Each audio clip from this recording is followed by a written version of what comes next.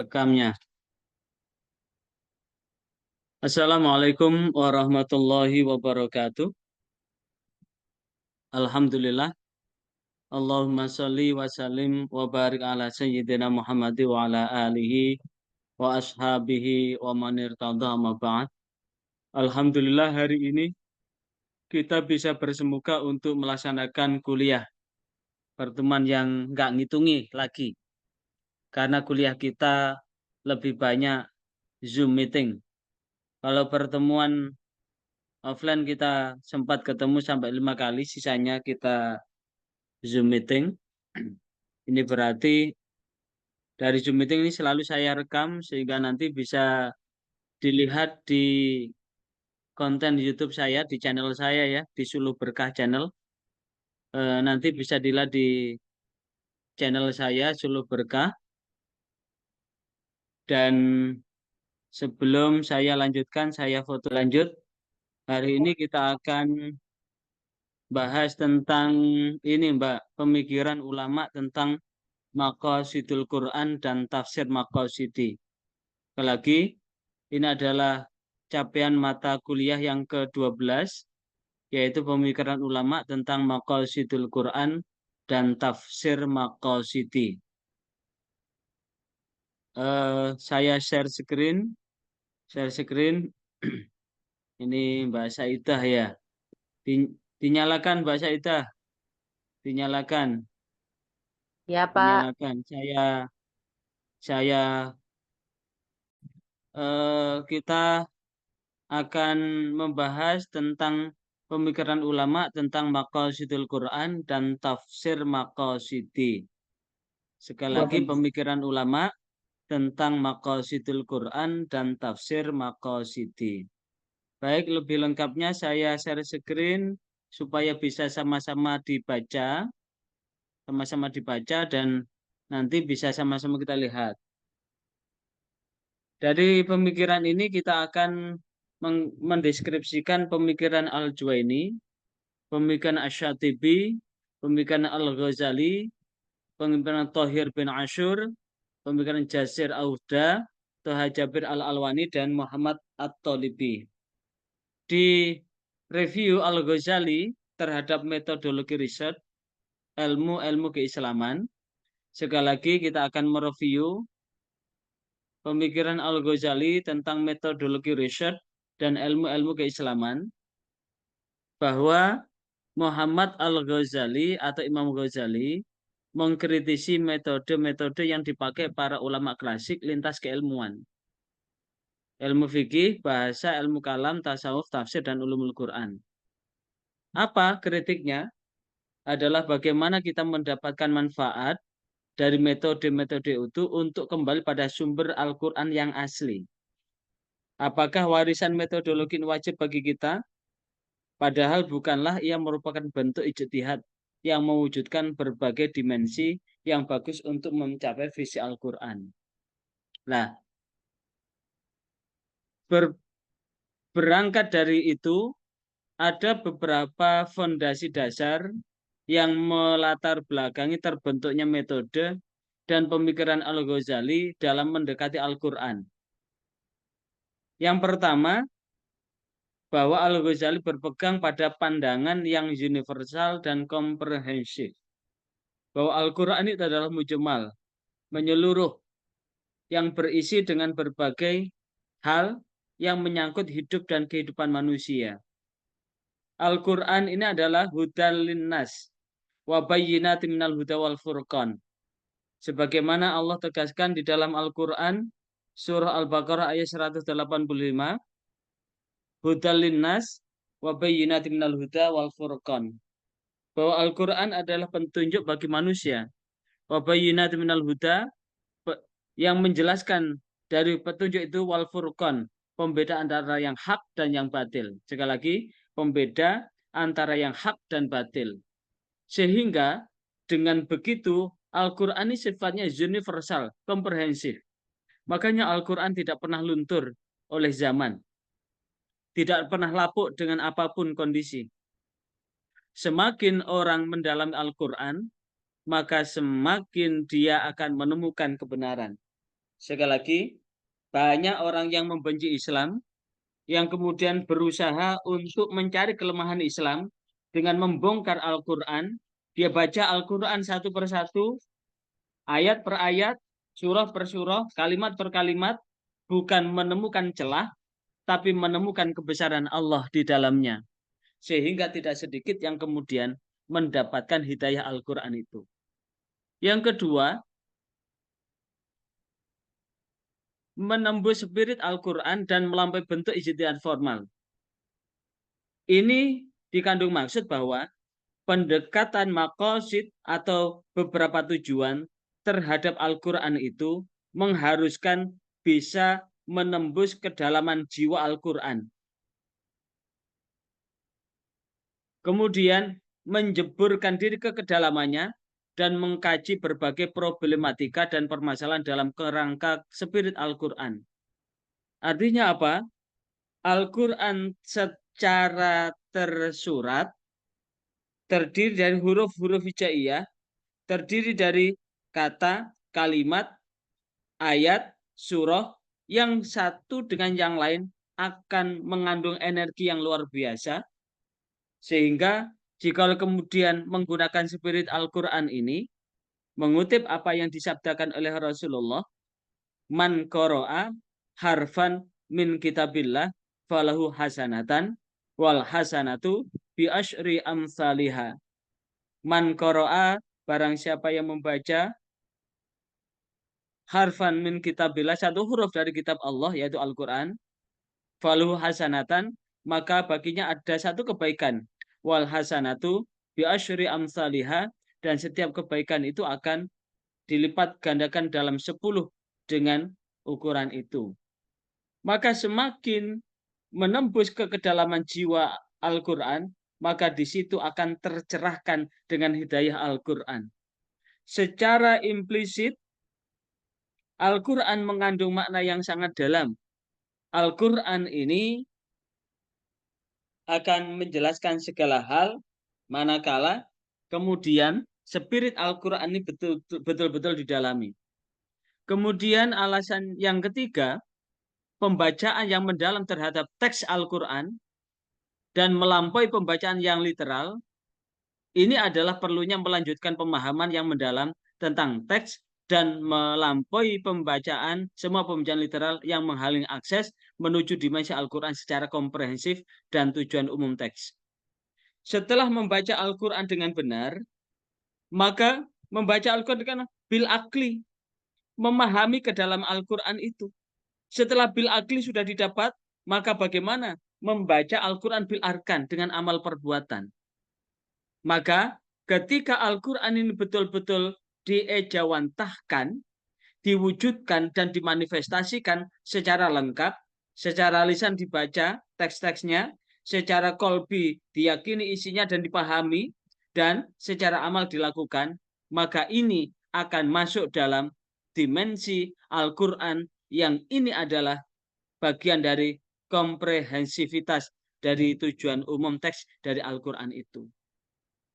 Dan di situ kemudian akan menghasilkan akan mampu menggali apa yang menjadi tujuan atau makosid Al-Quran itu. Dan di situ akan menemukan bahwa Al-Quran betul-betul hudal linnas, menjadi petunjuk bagi manusia. Akan menemukan wabayyinatu minal huda, yang menerangkan dari apa itu petunjuk. Wal furqan, dan betul-betul Al-Quran itu akan memisahkan mana yang hak dan yang batil. Itu bagaimana perangkat-perangkat yang diperlukan dalam mendekati maqasidul Quran. Yang kedua, menurut Abdul Karim Hamidi, menggali maqasidul Quran, mekanisme ada dua. Sekali lagi, ada dua cara menggali maqasidul Quran menurut Abdul Karim Hamidi. Yang pertama, menggali secara hipotetif atau dzanniyah.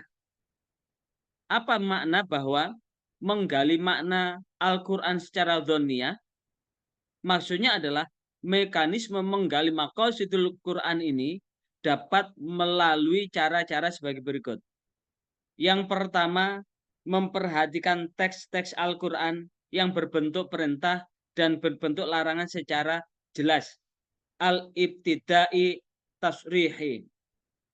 Ketika teks-teks Al-Quran dibaca dari awal sampai akhir, kemudian memperhatikan teks-teks yang berbentuk perintah, memperhatikan teks-teks yang berbentuk larangan, maka inilah yang kemudian jika dibaca semuanya akan mengetahui apa maksud-maksud Al-Quran itu bagi hidup dan kehidupan manusia.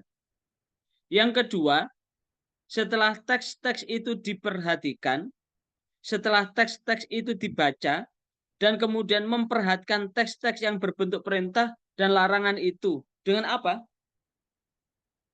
Mengelompok-ngelompokkan satu teks dengan teks yang lain, dipertimbangkan, dipahami, digali, direnungkan, digali kedalamannya. Setelah itu, yang ketiga, cari munasabatul ayat. Sekali lagi, cari munasabatul ayat. Karena setelah melihat ayat-ayat yang berupa perintah, ayat-ayat yang berupa larangan, kemudian setelah dipilah-pilah, diperhatikan, dipilah-pilah, dengan ibtidak tasrihi, memulai penjelasan itu, yang kemudian dipertimbangkan teks-teks itu, baik berupa perintah atau larangan dilihat, maka kemudian akan dapat dicari munasabatul ayat atau hubungan-hubungan. Contoh, di dalam Al-Quran surah At-Tahrim, itu kalau kemudian kita membuka di tafsir Ibnu Katsir atau tafsir Al-Qurtubi, maka tentu ayat ini akan diambil tafsirnya, akan diambil tafsirnya, ku anfusakum wa ahlikum naro, ku jagalah kalian semua, anfusakum diri kamu, wa ahlikum dan keluargamu, naro dari api neraka.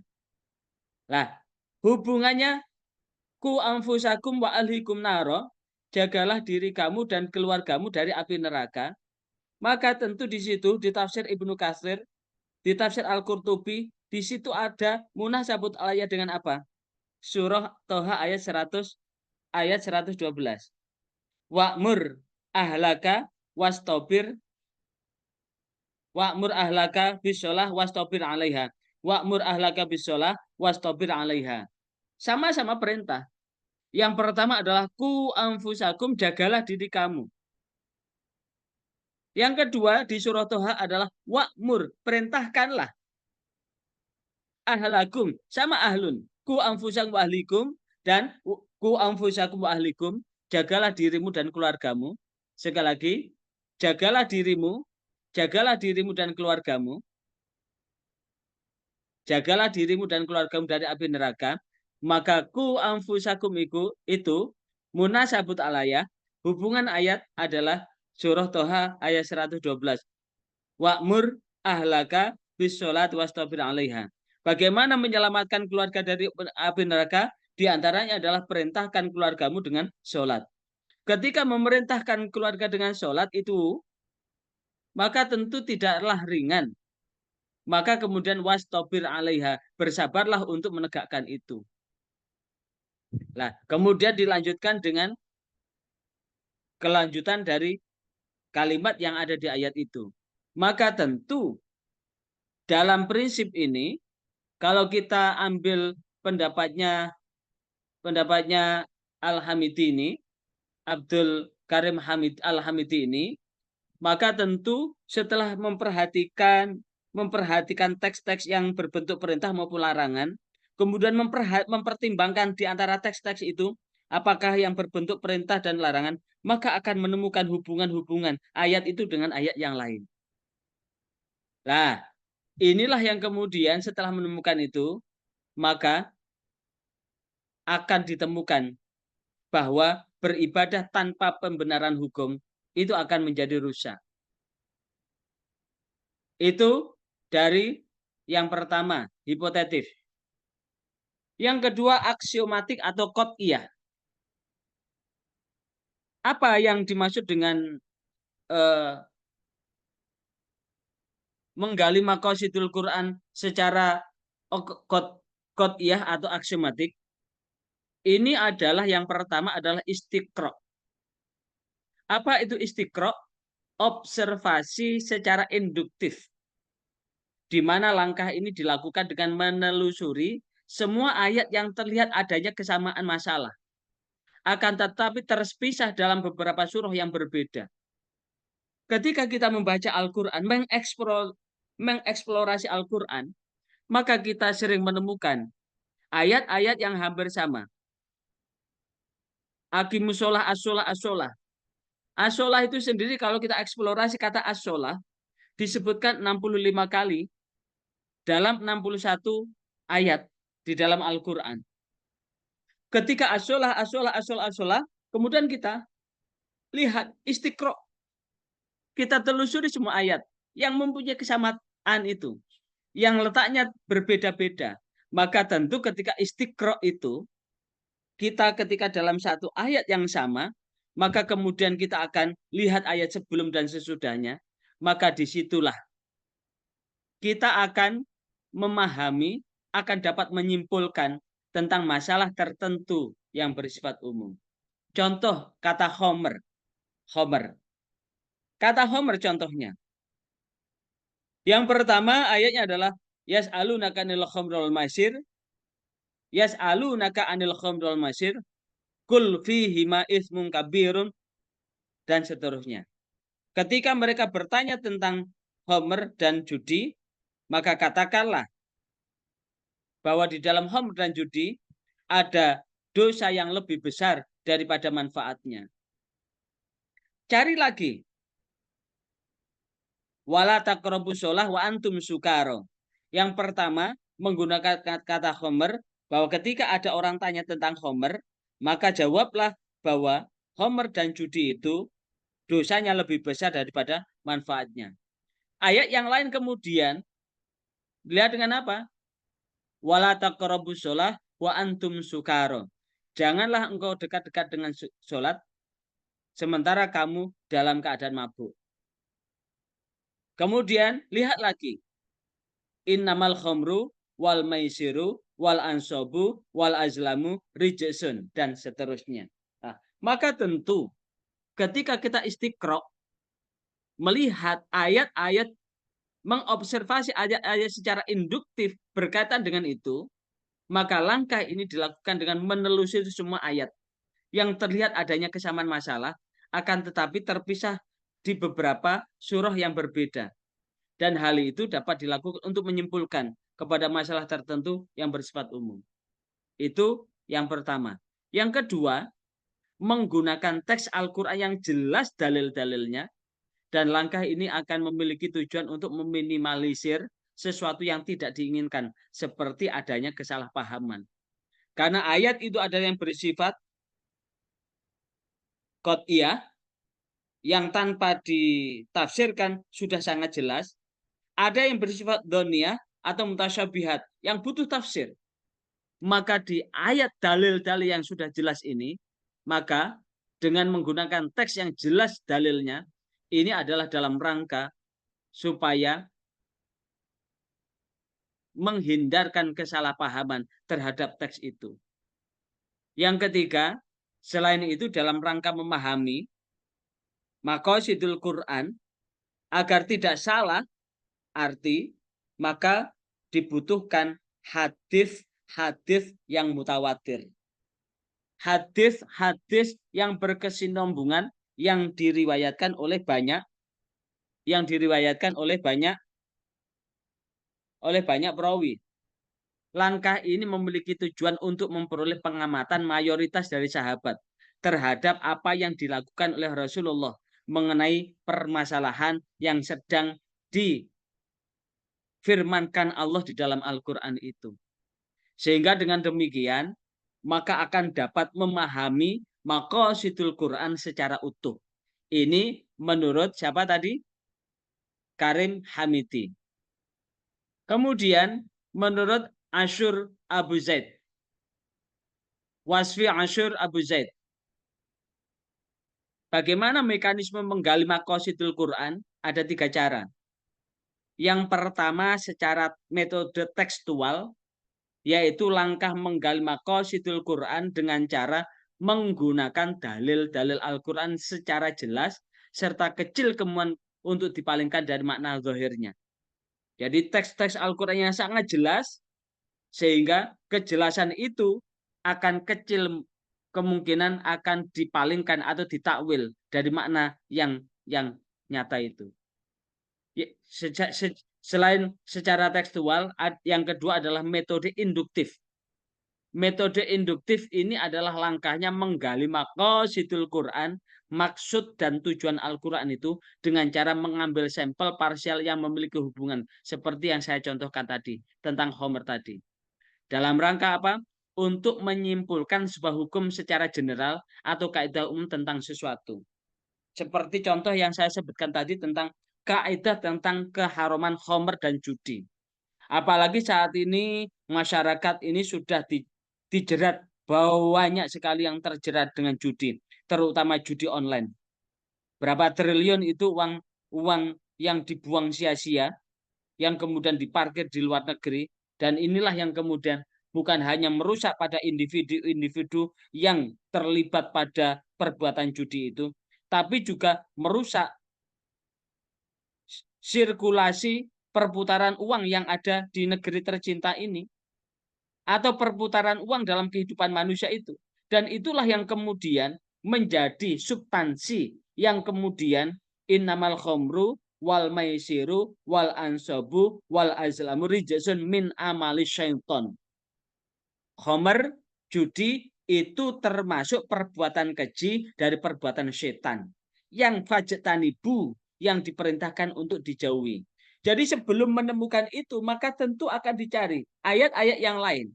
Karena sesungguhnya Allah menurunkan ayat-ayat itu, sekali lagi, ayat-ayat diturunkan itu sesuai dengan kesanggupan kemampuan manusia untuk menerima secara azimah terhadap hukum-hukum yang dikeluarkan, yang dihukumkan dari Al-Quran itu. Dan itu yang akan menjadi rahmat bagi kehidupan ini. Yang ketiga, metode konklusi. Apa itu metode konklusi? Induktif tadi adalah menggali dengan cara yang mengambil sampel parsial untuk menyimpulkan sebuah hukum yang general. Jadi yang khusus-khusus kemudian diambil kaidah hukum secara general tadi. Sehingga muncul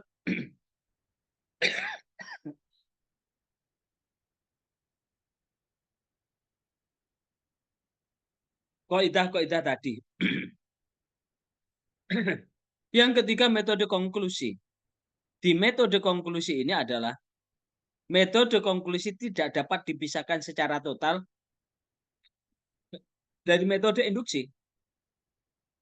Jadi, menjelaskan secara khusus tadi, dicari ayat-ayat yang secara khusus tadi, yang kemudian diambil kesimpulan.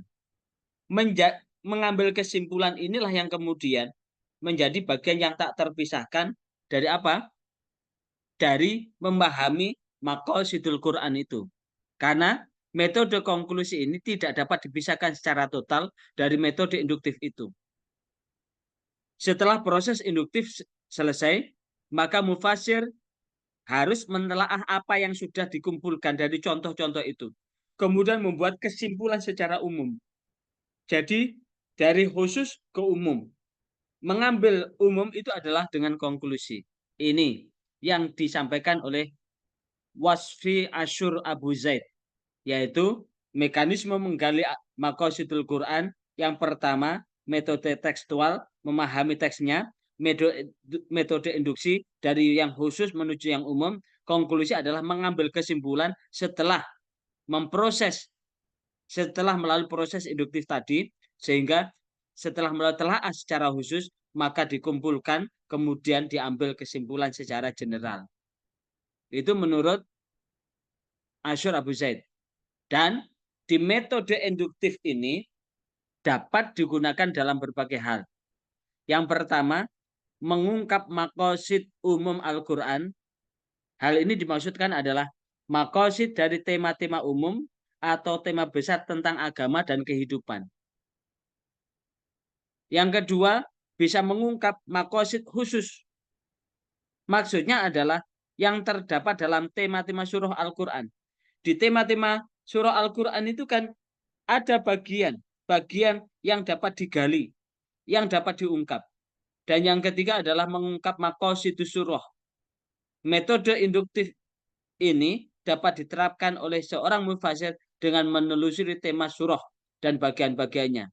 Kemudian berijtihad untuk mencapai tujuan umum atau maqasid jelas yang dimiliki oleh seluruh bagian dari seluruh surah.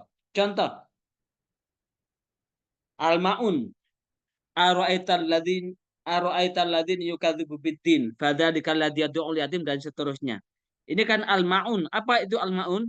Orang yang menolak barang-barang yang bermanfaat, barang-barang yang berharga. Nah, dari Al-Ma'un kronologinya bisa dilihat secara khusus. Sehingga kenapa surah ini berarti Al-Ma'un? Tentu berisi dengan orang yang menolak untuk berbuat kebaikan sesuai dengan apa yang telah dipaparkan, yang telah digelar di surah Al-Ma'un itu. Itu yang dimaksud adalah mengungkap maqasid surah, dan metode induktif ini dapat diterapkan oleh mufasir dengan menelusuri tema surah dan bagian-bagiannya. Kemudian berijtihad untuk mencapai tujuan umum atau maqasid yang jelas yang dimiliki dari seluruh bagian surah itu. Kemudian dari metode lain, dari Asyur Abu Zaid, metode eksperimen. Ini 10 menit lagi akan upgrade ya. Nanti tolong dinyalakan ya. Nanti Baik, 10 menit Pak. lagi akan mati. Nanti tolong dinyalakan lagi. Ya, Metode Pak. lain, metode eksperimen dari pakar Al-Quran. Di mana metode ini tidak kalah pentingnya dengan metode lain dalam menyingkap maqasidul Quran. Yaitu dengan apa?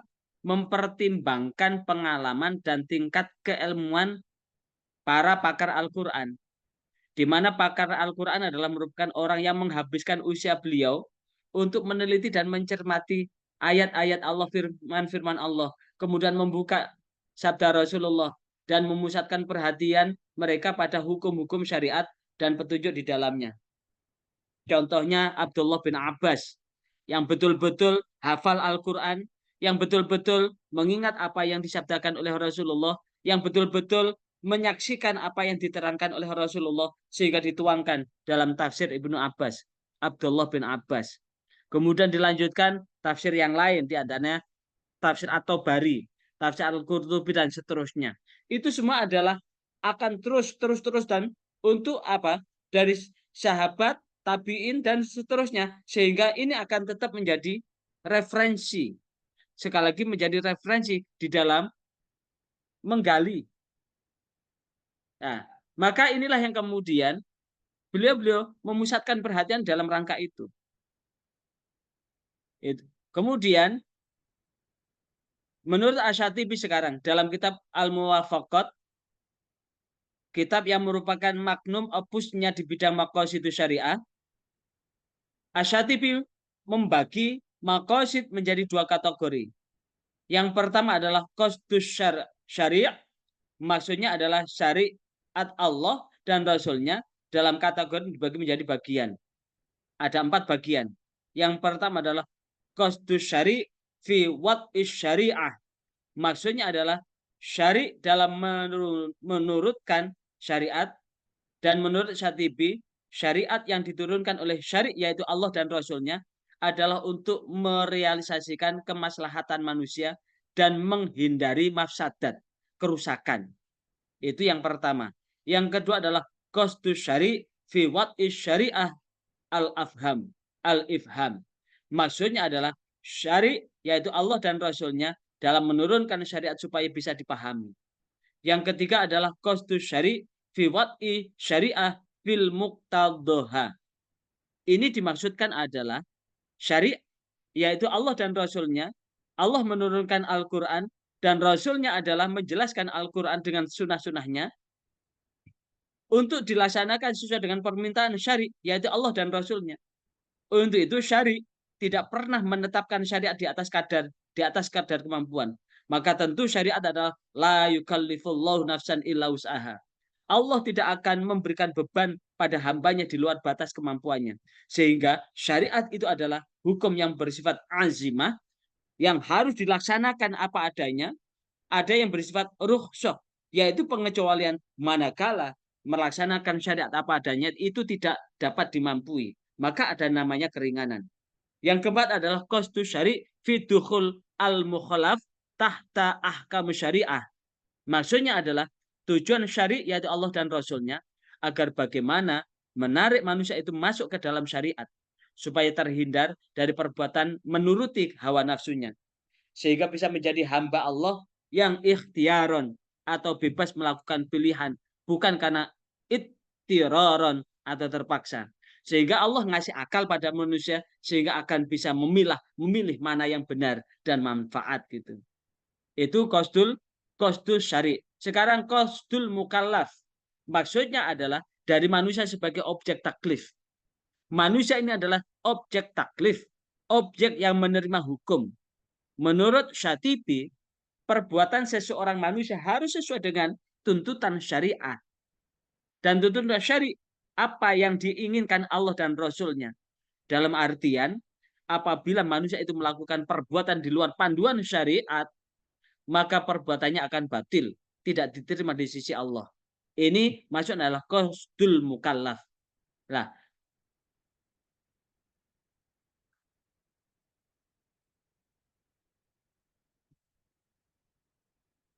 sekarang lanjut asyur tentang maqasid syariah. Tadi sudah ini.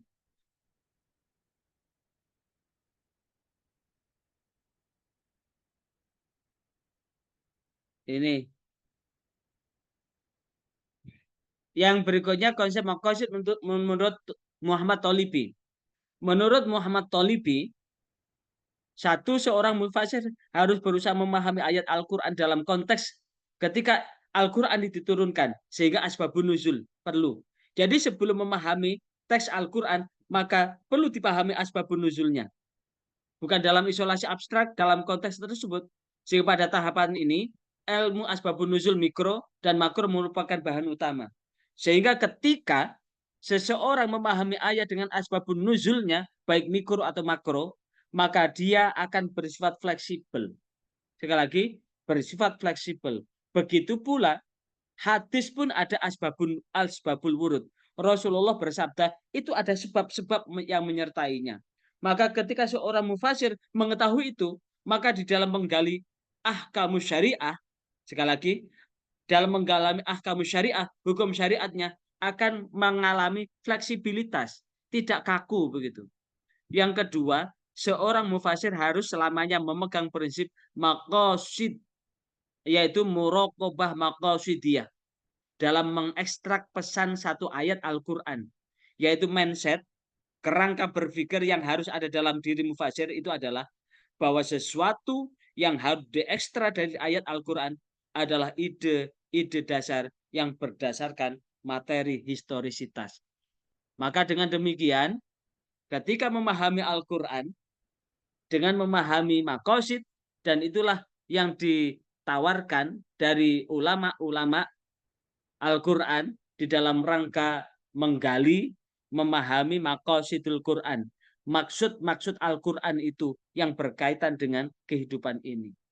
Maka tentu maha benar Allah dengan segala firman-Nya dan mudah-mudahan lidah ini senantiasa tergerakkan untuk membaca ayat-ayat Al-Quran dalam hidup sehingga istiqra kita akan hidup, akal kita hidup, lisan kita hidup, amal kita hidup, dan kemudian mudah-mudahan energi positif Al-Quran itu akan menyertakan buat hidup dan kehidupan kita. Ini baik yang secara zahiran maupun secara batinan, lahir dan batin. Barangkali ada yang ditanyakan? Saya persilahkan Mbak Risma, Mbak Saidah, Mas Aufal, Faizul Islam wal muslimin? Mbak Risma? Boten, Halo, Pak. ada yang disampaikan? Boten, Sejauh ini, Pak. Pak. Cukup ya, 1 jam ya. Iya, Mesin, Pak. Nggih, Pak. Oh, mesinnya 1,5 jam. 1 jam, gak apa-apa. Yang penting pelan-pelan. Nanti kalau kurang jelas, rekamannya dilihat ya. Udah subscribe di Suluh Berkah Channel belum? Sudah, Pak. sampun, Sudah Pak. lama, Pak. Ya. Pun. Nanti kalau lihat itu tafsir gitu. Tafsir begitu. Jadi Nggih, Pak. Baik. ya, saya kira itu mudah-mudahan ada guna dan manfaatnya. Tolong dibuka kameranya. Saya foto sekali lagi. Dibuka kameranya. Halo. Kameranya dibuka. Saya lihat masih melek belum? Masih melek? Mbak Risma? Mas Auf? Mas Auf? Ngantuk kayaknya, Pak. Mas Auf? Mas Auf iki mbah Auf iki. Niku teng pondok, Pak, rapat kasihan. Siapa? Faizul niku teng pondok, Pak, rapat. Pondok mana? Nggak tahu, Pak, saya pondoknya namanya. Teng Gresik. Oh, rumahnya Gresik ta? Nggih, Gresik. Loh, setiap hari pulang pergi Gresik. Nggih. Nggih. Pak. Oh iya. Ya,